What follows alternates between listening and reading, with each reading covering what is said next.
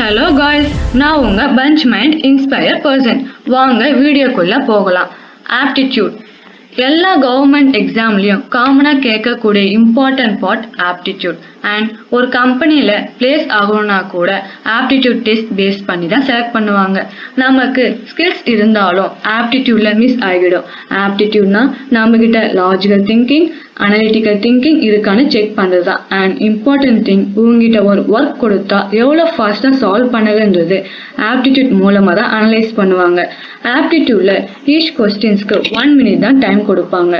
Most of the examiners clear பண்ண முடியாமல் போகிற ரீசன் திங்கிங் நாலேஜ் இல்லாதனால இல்லை, டைம் தான் மெயின் ரீசன்.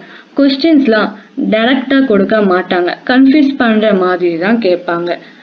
அந்த 1 minute டைம்குள்ளே சால்வ் பண்ணணும். கொஸ்டின்ஸ்லாம் கியூக்காக அண்டர்ஸ்டாண்ட் பண்ண ட்ரை பண்ணணும். Shortcuts, formulas and learn easy way to solve.